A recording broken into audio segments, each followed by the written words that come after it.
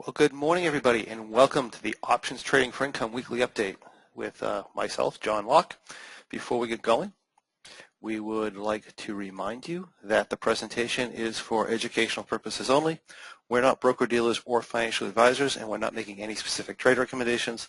Also, please be aware that the risk of loss in trading options can be substantial, so please be aware of all your risks prior to placing any trades. Also, please note that we are using hypothetical computer-simulated trades and or results in the presentation, and the results are believed to be as accurately represented as possible. However, live results may vary. If you're watching this on YouTube or some other venue, come on over to check out our programs. We've got the M3, the Bearish Butterfly, the Rock, the M21, and our one-on-one coaching programs. If you have not done so, please become part of our inner circle by joining our mailing list and get your free report, 7 Secrets to Becoming a Successful Trader, and sign up for this free weekly webinar. That can all be done at lockeinyoursuccess.com. We have, as far as for news this week, we have a couple things going on. We have the super simple spread trades, which are going to be available this Thursday. If you have not gotten a link for this and you would like to be interested in doing a short webinar Thursday afternoon, if you're interested in attending that, and you haven't got the email link from myself or from SMB, then just email me and we can go ahead and get that out to you. Also, our Advanced Position Management Live Seminar is coming up. It's going to be a great time for us that are attending. I sent out information on that, so if you're signed up for that and you did not get the information, please check your spam filters, make sure that you have that. It's just relevant information to the event. Also, we have the Trading Triangle book in the fall, and we have a Trading Triangle online course, which I'm hoping to finish this year. That'll be really great if we can do that. Also, I sent out a newsletter introducing Dave Thomas, our new trading coach, and we're going to be having him possibly even on the Monday morning updates every now and then, just so you can get to know him. He's a great person, great trader, and a great teacher. So I'm just very excited about that going forward. So it's going to be a lot of fun.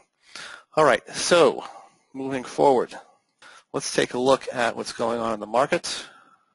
Last week, if we were expecting the Russell to, let's get down to the Russell, expecting the Russell to take a shot at this 1280 level, came pretty close. I think it was, I don't know, 1278 or something like that and some change, and then to back down, which it did, back down to pretty much right to our support level here, our shorter term support level.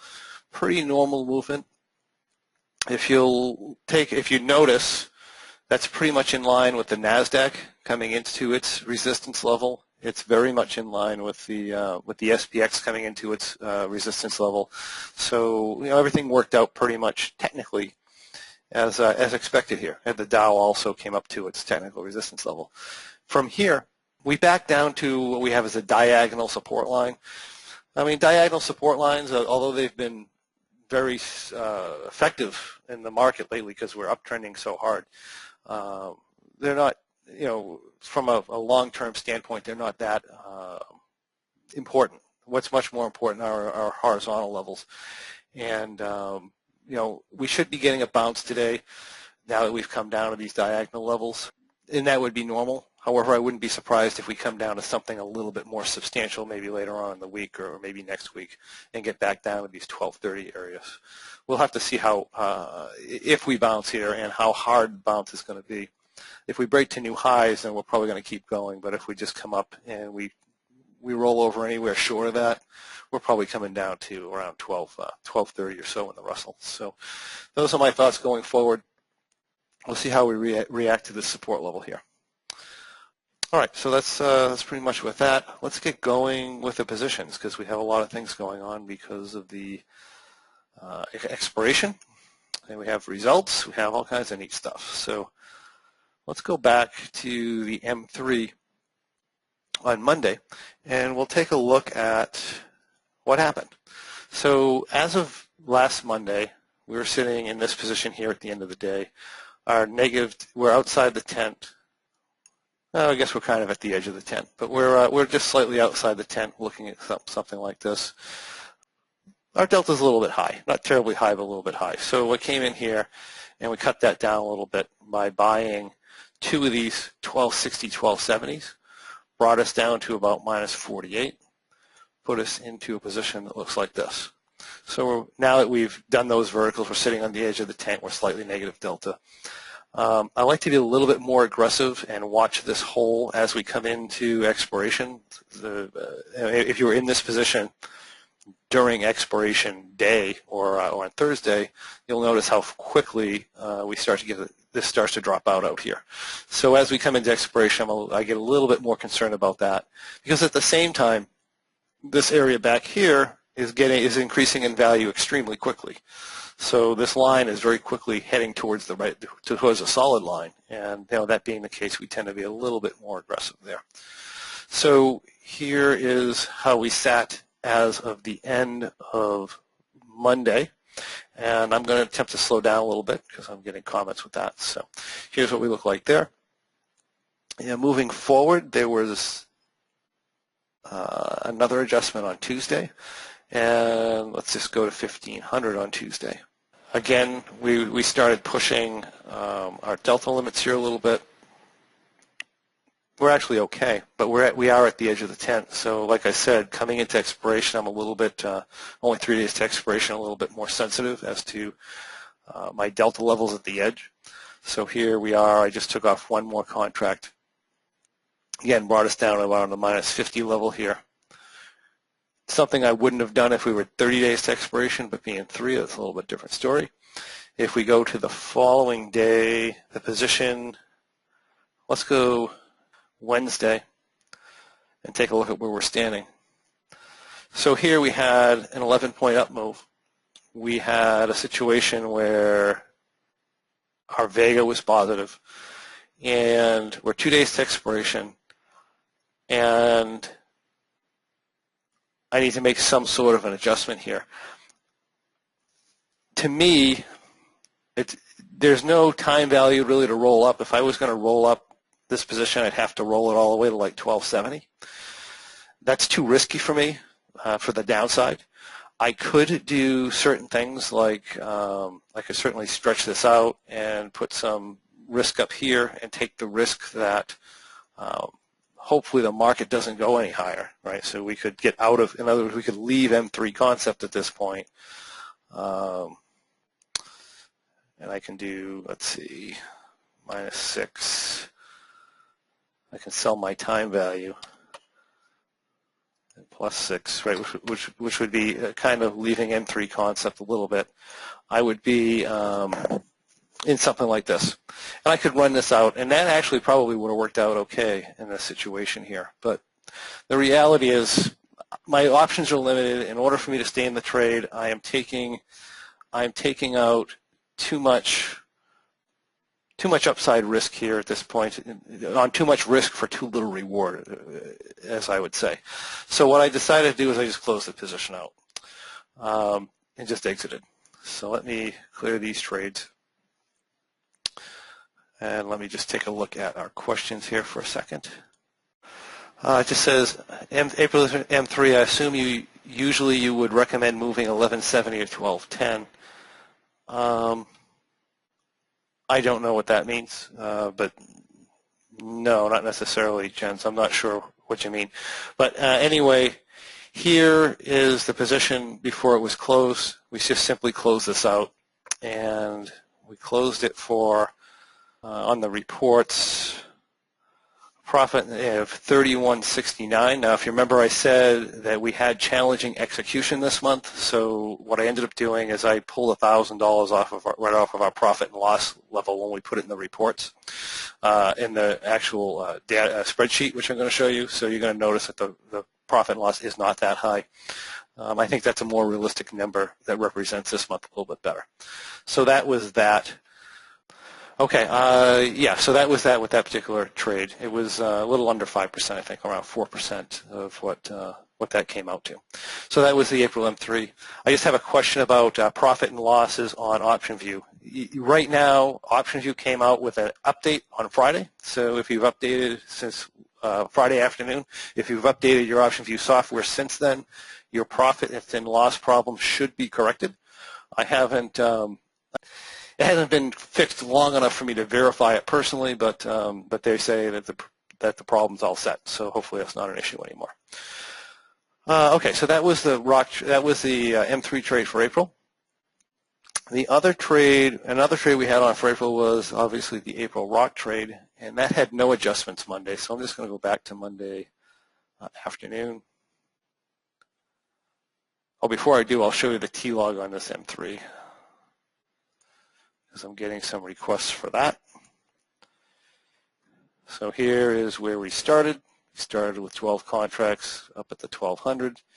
And of course, we had a lot of moves this month. It was kind of a pain in the neck month this month. Challenging for a lot of people. Execution was kind of tough. So we'll just kind of run through this. And that was that. Let's switch over to the rock trade. This is what we looked like on Monday. As of the last update, there were no adjustments needed by the end of Monday. Here is, from an analyzed graph standpoint, what we look like. I'll back this out a little bit so you can get a better picture of what's going on.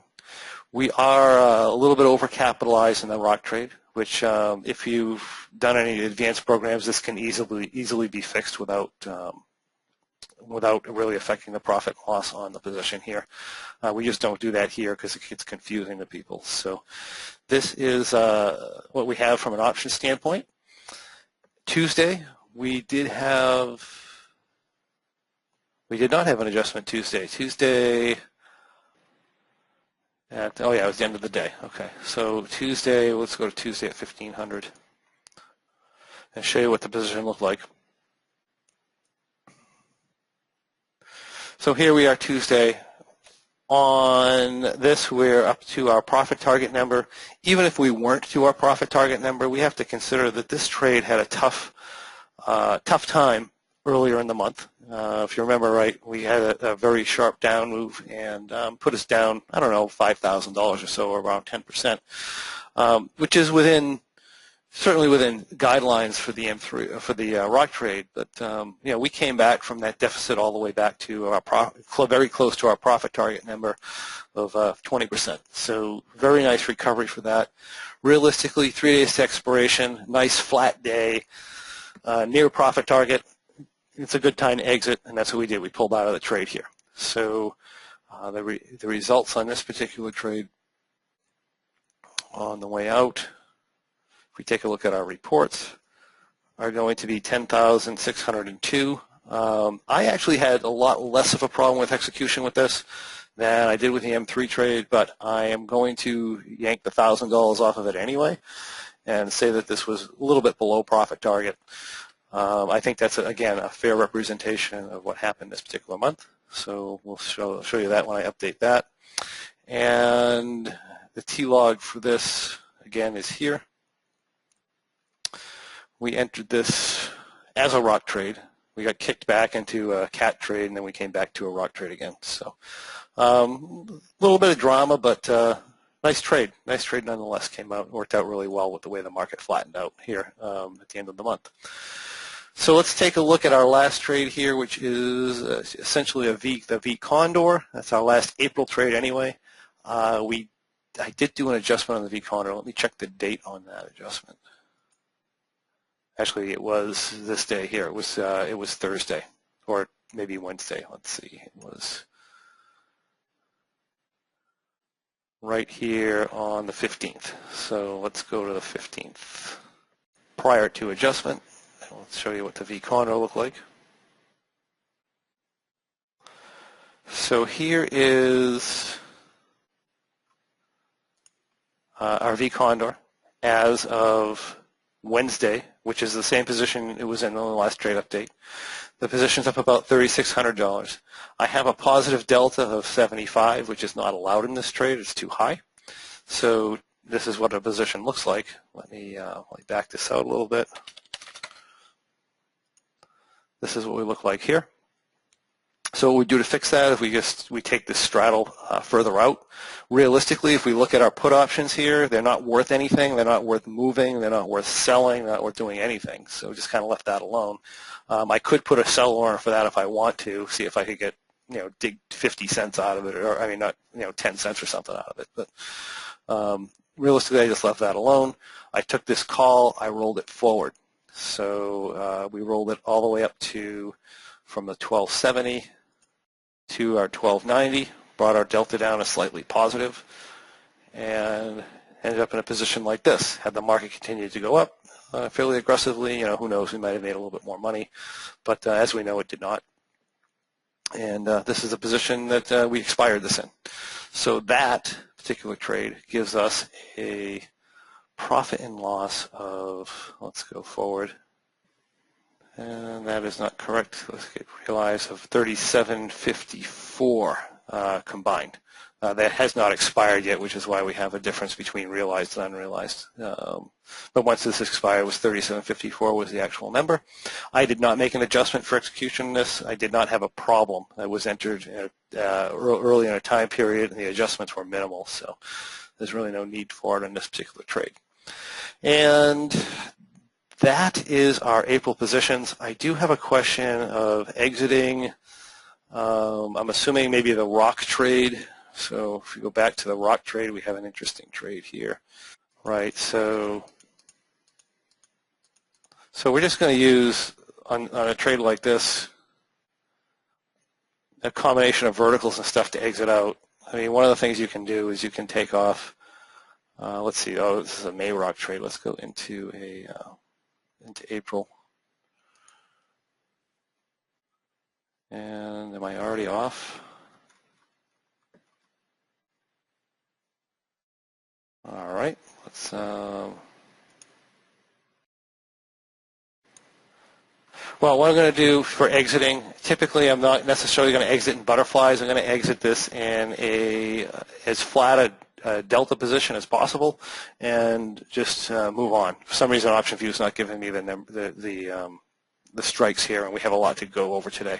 But I'm just going to do a series of verticals or buying back singles or whatever, condors, whatever it takes to exit this in a flat, relatively flat position. How often does the V condor experience a drawdown? How often do the credit spreads need to be rolled out? The V condor right now is a very good environment for this particular trade. As a matter of fact, if you were in a regular condor, it's a very good environment for it right now. That's not always the case. High volatility or extreme price moves, the V condor gets drawn down.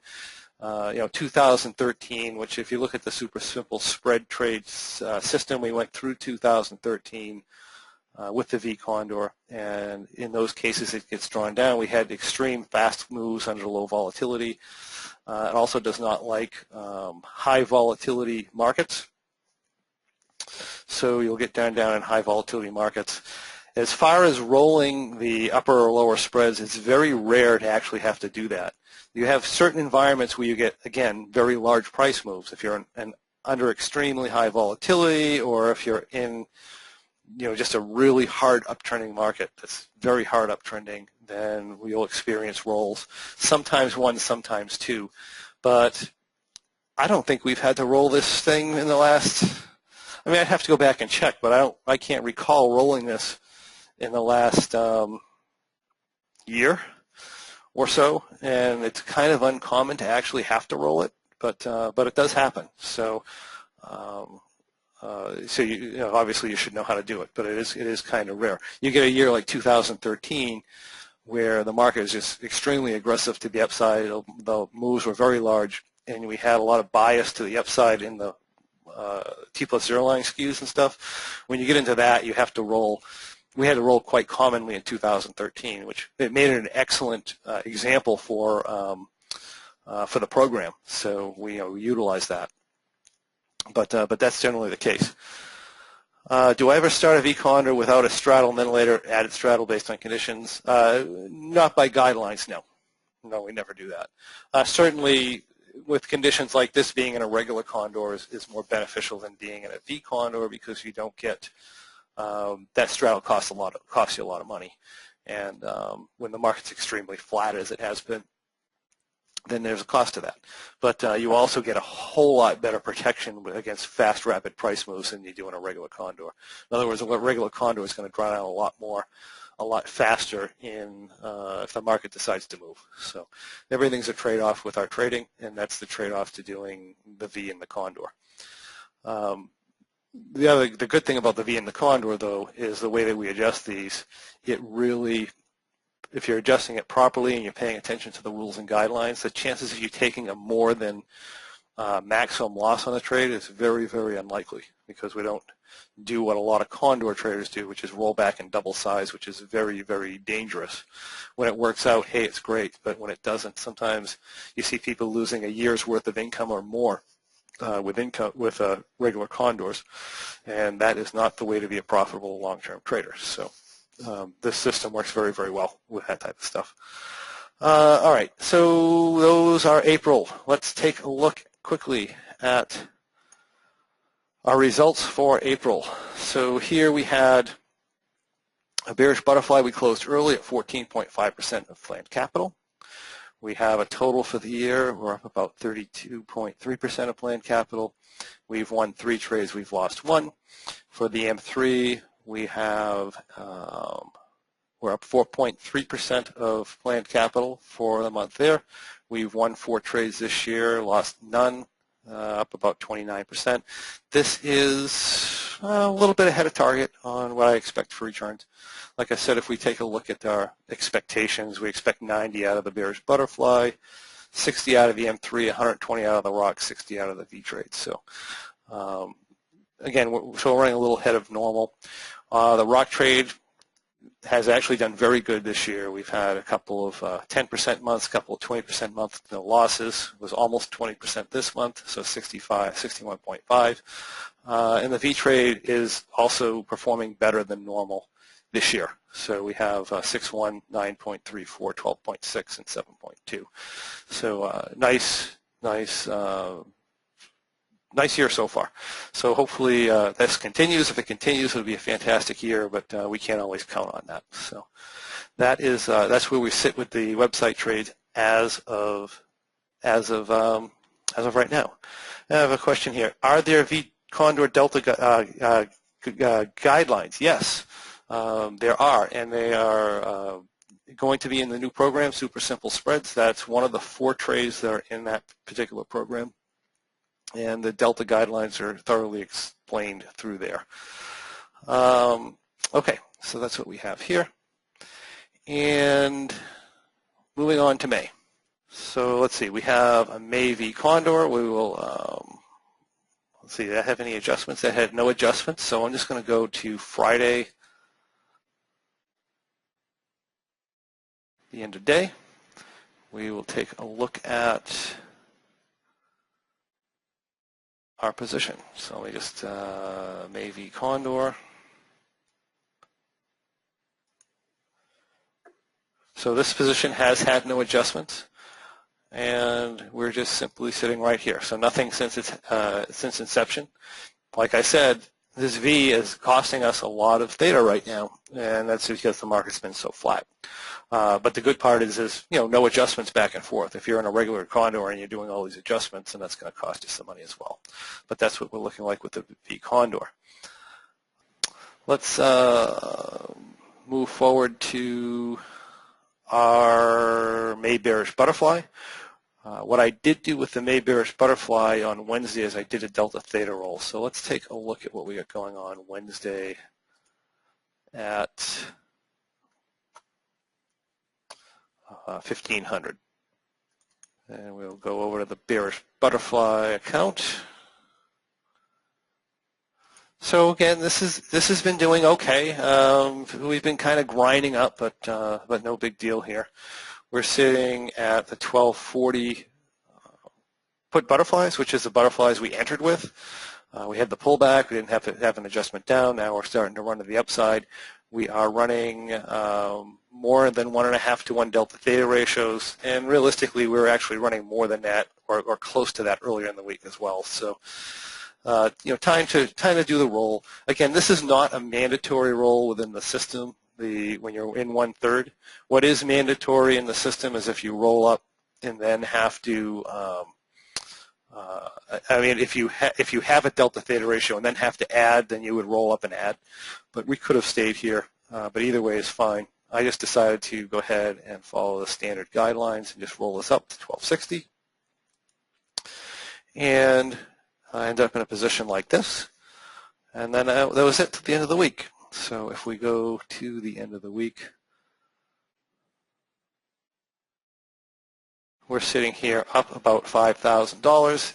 Should the market not do anything for the next till the end of the week, we do have a 21-day to expiration exit at anything over $5,000. So we'll see how that goes. A very good chance we'll hit that if the market maintains its flatness. If the market really takes off, then we will be in it for the long haul. But taking a look at the T-log, this is what we look like. We had the entry on the 20th. We had the roll on the 15th. And like I said, if nothing happens, we'll probably be out of this by the end of the week. Let's see. We also have our May M3 trade, which was going on. And on the May M3 trade, let's see. We had a Monday adjustment. So let's go back to Monday. And Bob, I will take a look at your M3 question when we're done looking at the M3 here. This is the position we were on as of last week. We were running a little bit heavy on the delta here, right? So we allow minus 50 outside the 10. We're certainly outside. And I just came in here and just did a quick adjustment with the 1220, 1230 puts. Brought us down to around minus 50. Ended up in a position that looked like this. Execution was actually good this month so far. So on the May stuff, it hasn't been bad.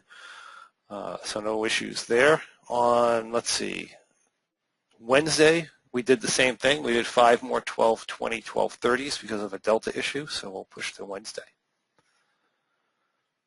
And you'll notice that we have now 10 at 1220, 10 at 1230.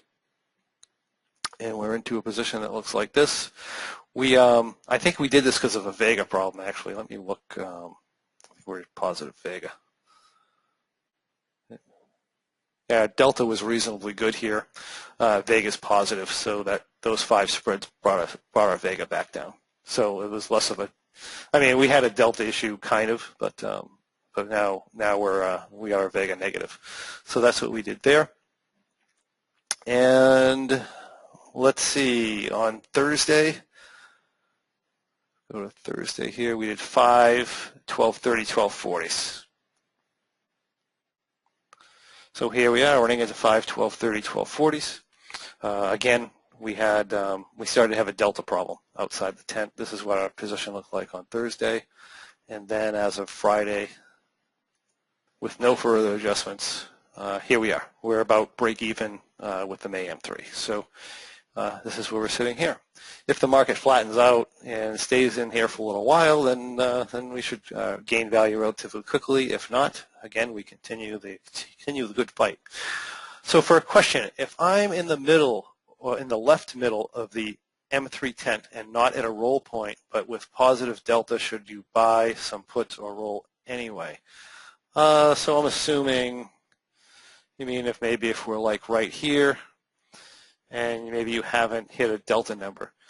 Generally, in the program, we have a mandatory roll point of 20 past the short strikes, and that's going to happen a lot of times if you don't have a delta issue. And that's going to happen a lot of times if you're in a situation where you're in a straight butterfly and maybe volatility is relatively high. A lot of times you can get below the short strikes and not really have a delta problem. But in general, we're going to roll back 20 points after that anyway.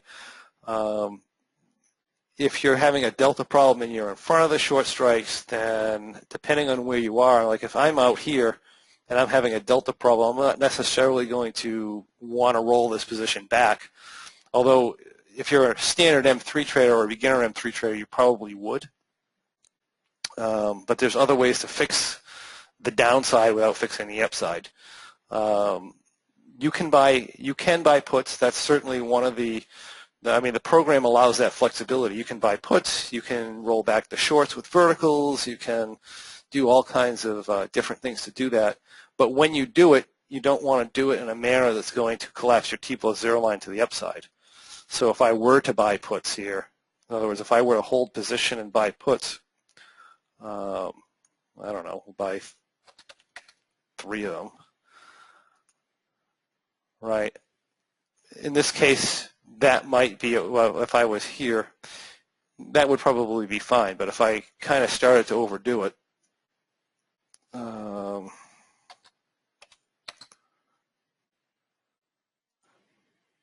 I start to create this real sag to the upside. In other words, I start to leave M3 concept at some point. And, you know, if you can buy puts without collapsing your upside, then, you know, again, that's fine. The other option is just to roll back some shorts. You can roll back your shorts. That'll correct your delta if you're having a delta issue that you're concerned about. But again, if rolling back your shorts collapses your upside, which it probably most definitely will here, right? Every situation is going to be a little different.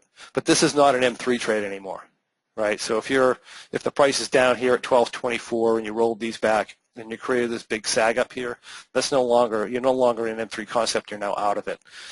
That's okay to do, but you would want to fix that before the end of the day to flatten the T+0 line to the upside. And there's multiple ways to do that. So it's explained in the program. Okay, between 3 and 4 p.m. I had a very often the situation that delta numbers jumped a lot, sometimes around 20 based on OV calculations, how to handle this if you check for an adjustment. Yeah, so we will get that throughout the day, right? So, you know, one of the things you'll notice after trading, depending on your size, I mean, I have $1 million trade on here in some of the other accounts, and yeah, you get some pretty good delta number fluctuations throughout the day. So I just try to get, like I said, this here in trading in general, it's not an exact science, it's kind of an art, and generally, when you get to the delta numbers that are described in the program, there's nothing magic about being 49 delta versus 51 delta, and there's nothing magic of being, negative 3 Vega versus positive 3 Vega. In general, you get to the area where you can say, over the period of a half an hour or so, that you're pulling around minus 55 delta and you're outside the tent on a position this size, then it makes sense to cut it back to under that, right? Not cut it back to 0, not go positive, but just cut it back a little bit, cut your position back a little bit. So if you're getting a number that if you're posting minus 40, minus 40, minus 40, and it comes to 3 o'clock, and then you start posting, minus 55, minus 60, then you can cut that back maybe like minus 50 or something. Just do some sort of a small adjustment, see what it looks like tomorrow. A lot of times what happens between 3 and 4 is the traders get an opinion on which way the market is going the following day.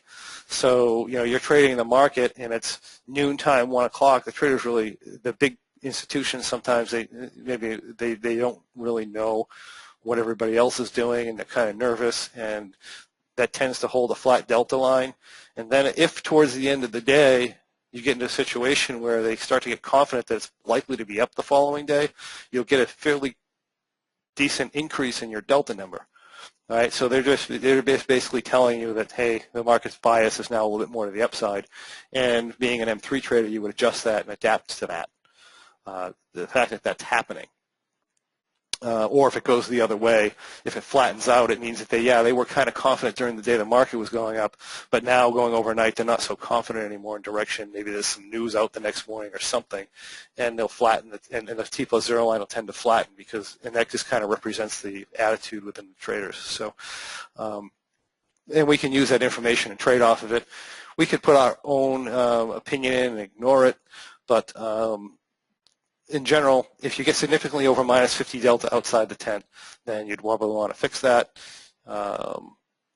or 75 at the edge of the tent or 100 inside. Then you just want to bring it down some. But like I said, it's not an exact science. And realistically, the system is flexible enough. And that's really the test of a resilient trading system, is you shouldn't have to depend on making the adjustment or not. That shouldn't depend on you taking a maximum win or a maximum loss. It should be, hey, I made the adjustment, and it made a bit of a I decided to make the adjustment in this case, and had I not made it, I would have made a little bit more money, but since I did make it, maybe I made a little bit less, or maybe vice versa. That should be what's happening with the trade. It shouldn't be a situation where I did this. I mean, very, very rarely should it be a situation where, I did this adjustment and now I took maximum loss, or I did this adjustment and now I took a maximum win. And if I had made the other decision, then I would have had the opposite result. That shouldn't be happening with your trading systems. If it is, then you're probably going to have a problem long term with that system. So the reality is this is very flexible. On the other hand, if you're sitting minus 75 delta outside your tent for 4 days, then you're ignoring the trading system, right? And then, you may have an issue. But at any one decision point, it shouldn't be that sensitive. So hopefully that helps. All right. Anyway, the May M3 is there. We had a May M3 rock entry. Let's just go to. I'll show you my T-log here. We'll go to our rock entry on Wednesday. So here is our May rock entry. We had exactly minus 180 delta. We had 10 butterflies here at 1260. We had 5 up here at 1300. And we had an analyzed graph that looked like this. Thursday, there were no required adjustments. And on Friday, with the large down move, we did have to make an adjustment on this. When we're in rock position, we're very sensitive to the market coming down hard. So we want to make sure that we're right on top of this. We're down minus 21. Let me show you previous to adjustment. We were here. We're only allowing positive 100 delta in this trade. We don't allow very much positive delta. We generally want to maintain negative delta. So that being the case, we rolled back into what we call rock with one rollback, which is just essentially taking these 1260s down at 1240, and we went into a position that looks like this. So what we're doing is we're getting ourselves into a more volatility-resistant type of position. And as of the end of the day, we are sitting up here. We're still positive $1,600, despite the fact that we got pushed back, but it's looking good. So I have a question. When I open a rock trade and the market moves strongly, does that hurt you? Yes, it does. It hurts you less than you think, though. So if we go to entry, most of the time, let me say most of the time it hurts you less than you think. So yeah, you would want to avoid getting into this type of an entry if you had the belief that the market was likely to make a very large move the following day. You're actually better off maybe to go into like an M3. Once 3 or 4 days have gone by, this is very resilient to an upside move. First day on, it can be a little bit challenging. So the good thing about this trade is these butterflies up here, if the move is less than 20 points, typically you're going to get what I call theta lift here, and we're going to get a really nice rise in this T plus 0 line, and generally the result isn't that bad. If you enter a position like this, and you get a very, very fast, very hard up move, say 30 points or so, then what happens is the value gets pulled out of this butterfly and the value gets pulled out of these butterflies, and you tend to get more or less what you see here. So yeah, so a very fast, hard move on something like this will do that. It doesn't happen very often, but it does happen occasionally, and that is everything has a weakness, everything has a benefit. That is the weakness of a rock trade, is a very fast up move. A very slow up move, however, this trade does fantastic. The way that it's scaled into and the delta numbers that we use with the skews, if this were to grind up to, say, 1300 or 1310, this would be a very, very nice trade. So what we're trying to do is we're trying to allow ourselves to have a very significant down move with the volatility increase without really getting hurt. As you can kind of see by what happened this month, we had a fairly severe. It wasn't terrible, but even if it was another 10 points, it wouldn't have been the end of the world, right? We're down 22 points or so, and we're still up money, even with the volatility increase. So it is resilient to the downside. To the upside, it handles the grinding move very, very well. So unlike an M3 trade, if you enter in that position, then you can have an explosive up move, and really you shouldn't get hurt. I mean, you might draw down a little bit, you might not, depending on exactly how you're positioned, but you shouldn't really get hurt. This one here, if you have an explosive up move, yeah, you're going to be feeling it. So that is the pluses and minuses to doing that. All right, so I believe, June V Condor is also entered, so we'll quickly look at that, and then I have to actually get rolling. So let's just take a look at the June V Condor, which was a Friday entry. Let's see, June. Right here. Right, we just sold the 9 or 10, somewhere between 9 and 11 delta. We sold 15 of those, 30-point wings. Same thing on the downside. 30-point wings, put our straddle about 10 points under the money at our 1240 and entered a position that looks like this. That's our starting position for our June M3. So very good month in April. May so far is doing fine with everything. And I think we're all set. So have a great day, everybody, and great week trading, and we'll talk to you next week.